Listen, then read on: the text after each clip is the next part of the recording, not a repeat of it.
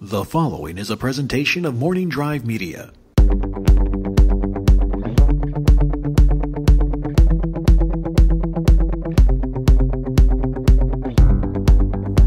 the Napzok Files studios in Studio City, California, this is the Three Things. Concept's pretty simple. I sit down, list three things of something on my mind, or maybe it's a bunch of thoughts about a bunch of different things. That might be the case sometimes, but tonight, oh no, as I sit in front of this microphone, I've got three thoughts about one thing. It's the three things for this one thought, and this thought is about my favorite restaurant of all time, 7-Eleven. That's right. I mention it a lot. I tweet things about 7-Eleven. And 7-Eleven, the official site, the official Twitter handle, tweets me back, converses with me. They don't follow me, though. I don't understand why they don't follow me. But I have a special relationship with 7-Eleven. And I think it's about time I try to justify it to some of you, or explain it to some of you, or submit my evidence into a court of law, because I really do love the place. It wasn't always the case. Oh, sure, I grew up like a lot of you with a 7-Eleven nearby my house. Me and my friend would walk there after school or during the summer, get a nice big gulp. That's why I probably have sugar problems, and talk about life, the universe, and everything growing up. 7-Eleven was good for that. Run in, get a snack. I went there often, but I didn't get my meals there. And believe it or not, when I moved to L.A. in 1998, you would think for money reasons, I wasn't a rich man about town when I first moved to L.A., you would think that I would go to a 7-Eleven and seek it out, find myself a nice prepackaged sandwich, and live like a king. But I didn't. Oh, sure, I'd go into them every now and then, but 7-Eleven for most of you, 7-Eleven's like a quick cup of coffee. 7-Eleven's like a soda on the run. It's not a way of life. It's not like me. I have actually gone to 7-Eleven for breakfast, lunch, and dinner. Am I proud of this? You're damn right I'm proud of this. Is it a good idea? I think it is. Consult your doctor first. Don't blame me for any health problems you may experience from developing a 7-Eleven obsession. All right? That's not my problem. I'm just here to give you what's on my mind. Then somewhere, and I don't know if 7-Eleven changed what they tried to accomplish. A lot of times I will say they're busy. Not in terms of crowd, but in terms of, you go in there, there's just a lot of food, there's a lot of things going on. Big gulps, Slurpees, that's what they were known for decades. But then you got hot foods, you got these prepackaged sandwiches, you get fruit, there's bananas there. They got all these things, and sometimes when brands do that, they kind of lose their way. But I think it emboldens the 7-Eleven experience. But like I said, I didn't go to this for that. And then one day, I want to say about 2009, 10, no, later, 2011 we'll call it. Me and my girlfriend at the time were driving around on a quick lunch break, and we were short for time, and we couldn't decide where to go. All the chain restaurants had been attended by us, all the quick little things, and we were passing 7-Eleven, and she's like, I just go to 7-Eleven. I was like, going to 7-Eleven for lunch? What are you talking about? And then we went in, and I remember I got a thing of like grapes, and I got a thing like a little sandwich and a drink, and I was like, well, I got a full meal here. This changes everything. I can go into 7-Eleven and survive. I can get a fully functional meal. What was I thinking all these years? And then shortly thereafter, around the same time frame, within a couple years of that, I was down in San Diego Comic-Con, having fun with the boys. Me and Tom Dagnino and Josh McCougar from the Schmoes No Collider movie trivia Schmodown world, and we're tooling around town. I've told the story elsewhere. Then we got a little drunk. We went to a 7-Eleven like 3 in the morning, had some loaded Doritos, hung out with some strange types there, and it was just a good, positive experience. And I like me a 7-Eleven. There's one around the corner of my house, and it's if I want to go to one freeway or another, I have two freeways near me here in LA, the 101 and the 170. This 7-Eleven gets me to both equally. Now, if I want to go to work to drive to the Collider Studios, this 7-Eleven gets me that way as well. It's the definition of convenience. So I just started going there. And 7-Eleven meals became a part of my life. You know, if I'm home alone, I don't want to eat at home. I don't have any food there. I'm tired of the food at home. And I want to just kind of get out and about. I have no problem going to a restaurant by myself. No problem at all. I've done it. I'll pop into a bar. Sometimes we just get a table. Table for one. Yes, one, please. And I go eat. And I could probably do a 3 things list on what's good about going to a restaurant alone, but this isn't about that. So I'm not opposed to that. I'm not totally socially awkward. I can function alone. I can go to movies alone. I can go eat alone. But sometimes, and I just found, I don't want to say my, quote, older age. That's not really the case. But just the way life is, I just a lot of times, I'd rather eat in the car. There, I said it. I'd rather grab a meal in the car while driving. Again, I don't recommend that. Consult your doctor before driving and eating. Okay, and follow all traffic laws. And 7-Eleven's the place to do that. You know, I don't want to go into Chili's and pick up a burger and go eat in the car. I want to go in, grab a sandwich that's kind of squished and it can be held in my hand while I eat it, and grab a drink and hit the road. I like taking my meals in my car. Is that a problem? I don't think so. You probably do. So, 7-Eleven has become part of my life. It's become a punchline about my life. It's very present. So, without further ado and further delay, here are the 3 things I love about 7-Eleven. Number 3, variety. That's right. You want a pizza? You want a taquito?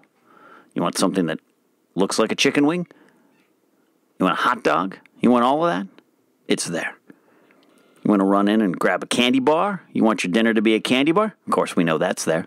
But I'm telling you, they're not a sponsor. They're not sponsoring this issue or episode. You can call it issue if you want, like I did, but it's an episode. If you go in there, go to a 7-Eleven, go to the back or wherever it is, and you got your sandwiches, you got your salads, you got your hummus, and you got your celery and carrot sticks, you got your breakfast foods. It's all there, and it's all made fresh daily, swear to God. It's all there. You want some fruit and you're trying to be healthy? You got a thing of grapes there. I get a thing of grapes or strawberries. Tasty.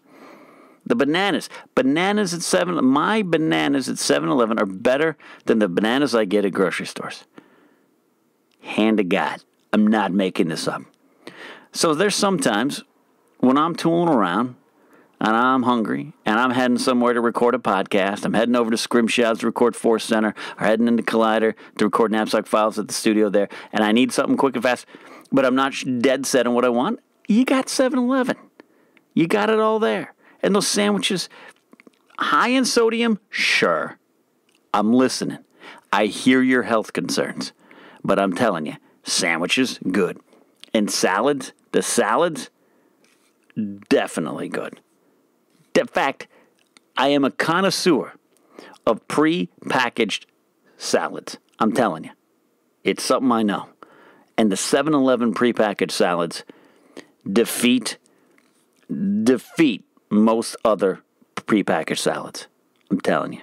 You could ask the guys at Collider, I'm not making this up. They'll sit there, what are you eating? The salad from 7-Eleven. And I'm happy about it.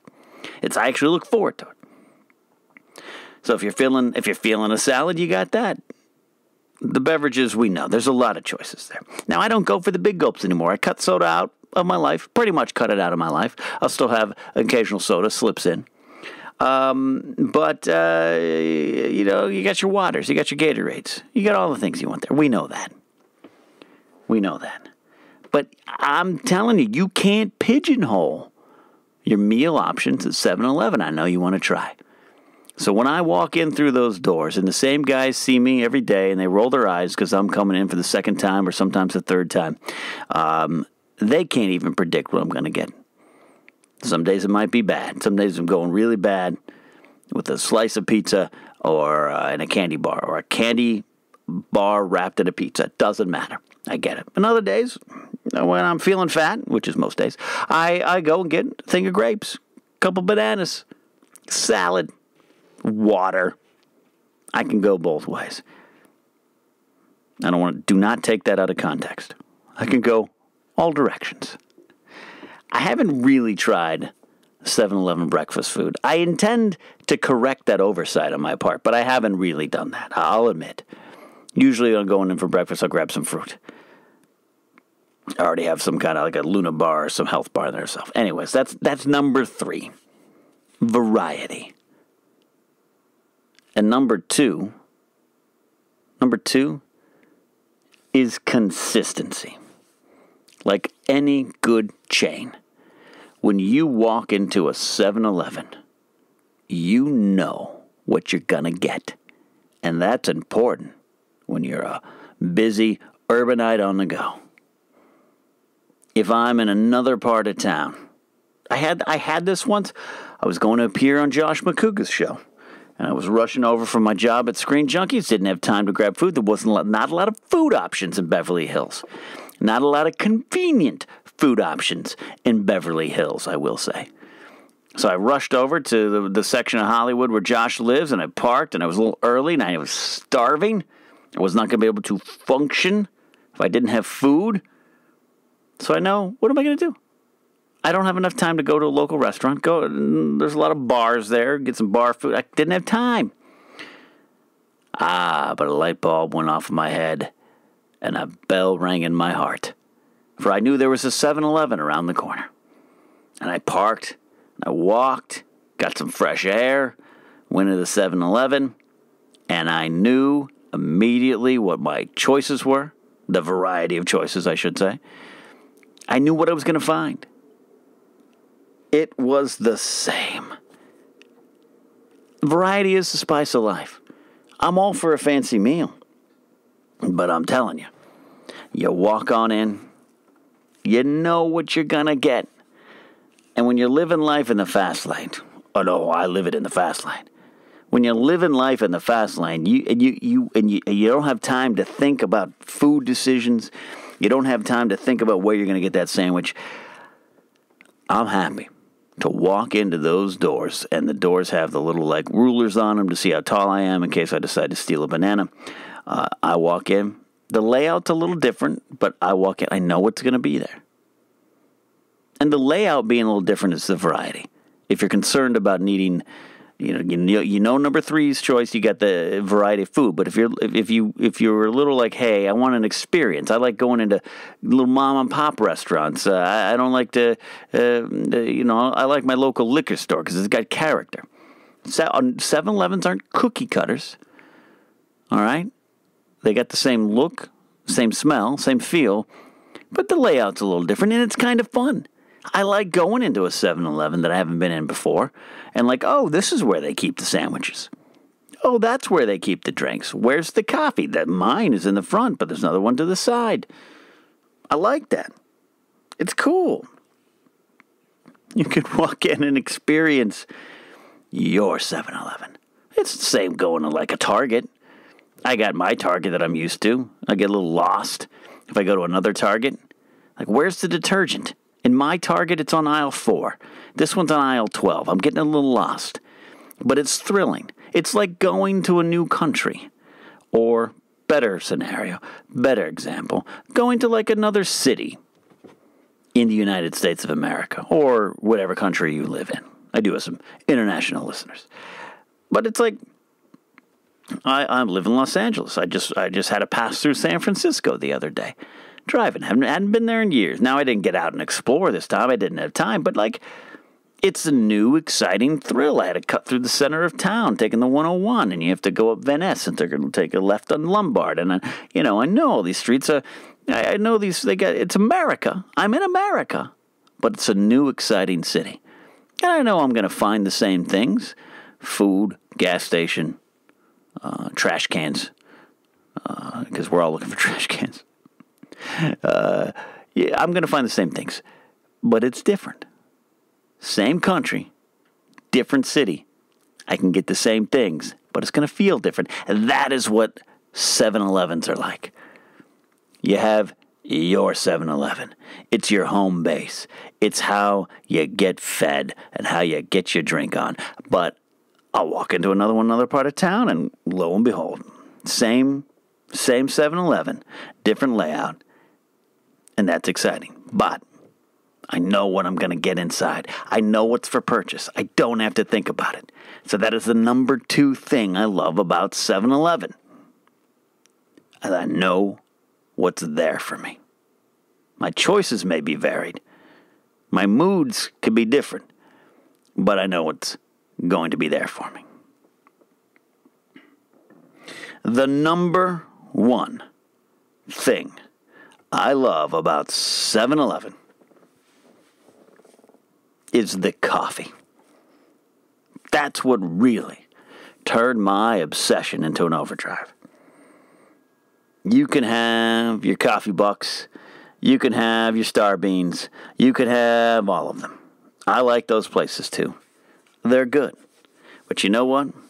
There's something pretty simple, pretty wonderful about a good cup of 7-Eleven coffee. And it's priced to go. It is very affordable. You can go get your $3 cup elsewhere. I got me $1.89. And I can add little tiny hard marshmallows. That's right. My 7-Eleven has a little jar of marshmallows. They're little tiny. They look like pencil erasers dyed white. And they might actually be pencil erasers dyed white. I'm not sure because they're a little crunchy. But I put them in the coffee. You can mix around a chocolate powder, vanilla powder, which I saw first at 7-Eleven. Then the other highfalutin coffee shops started doing that. I swear. And and it's all there. And I don't have a barista getting my name wrong. There's not a line. Occasionally there's like a homeless guy. You step over him, you're good. Occasionally it's like some old person taking a long time to get their coffee ready. And pretty soon that's going to be me. So I'm okay with that. It all comes together in this wonderful, steaming cup of coffee that's probably too hot. And probably, if I spilled it, I'd have a lawsuit. But it's good, and it's right there for me. And that's what the 7-Eleven experience is about. I think there's a stigma attached to 7-Eleven. And there's a stigma attached to me taking most of my meals and coffee breaks at 7-Eleven. It's as if I'm judged. And I think most of you haven't truly experienced 7-Eleven in a long time. You probably in the 12th grade went there for some big gulps. Once, when you were 25 on the way to back from a job interview, you were starving and you popped inside for a bag of like Doritos and a Diet Pepsi. All right? You cannot judge me and you cannot judge 7-Eleven on those small sample-sized experiences. And this is about freeing your mind, people. I do not want you to put any kind of stigma on this experience. And I don't want you to put any roadblocks in front of you. No obstacles in front of you. I want you to experience 7-Eleven pure of heart. It is a lesson for life. Judge you a book by its cover? Are you going to judge me because I have a 7-Eleven sandwich in my passenger seat ready to be eaten on a national holiday? That's right. I've actually taken some national holiday meals at 7-Elevens, or at least purchased them there, and then eaten the sandwich and the taste treat while driving around the city crying because I was alone on Thanksgiving or something like that. So the variety in food choices, the consistency in what you're going to get, and the coffee all lead up. And I'm not even counting the wonderful sense of community. I've had great conversations with crazy homeless people. I've had great conversations with people lining up at red boxes. Mostly it's just me asking them to get out of the way while they buy a Transformer movie. But that's there. The staff is somewhat friendly. I've been going to my 7-Eleven for 6 years, and I don't think they know my name, but we're working on it. I'm hoping that 7th year's the charm, but they welcome me in. I'm not judged once I'm inside the walls of 7-Eleven. So why are you judging me without being inside those walls? Why don't you come on in to a 7-Eleven with me, figuratively? Literally might be hard, and literally I might not like. Come on in. Get something from a 7-Eleven, and you're going to open your heart to this experience. You have to open up your heart to this experience, all right? Give it a go. Life is too short to not let yourself experience the joy, variety, and convenience of your local 7-Eleven. And when you find your heart in there and you give yourself over to the experience, you can thank me later. That's the 3 things for this month here on the Napzok Files podcast feed. We press on with more wonderful interviews. I will say Comic-Con is coming. D23 is coming. I'll be doing some traveling, so I'm going to get in my Napzok File stuff when I can. Bear with me. July is going to be an interesting month, but I'm going to be here for you. That's the 3 things for now. This is the Napzok Files. You can follow me on Twitter at KenNapzok. Do not forget we have the Patreon page if you choose to support, patreon.com/the Napzok Files. A lot of things going on there. Special episode every month to supporters. You know what I need? I need a nice 7-Eleven trip. I'll get out there right now. See you guys next time here on the 3 Things.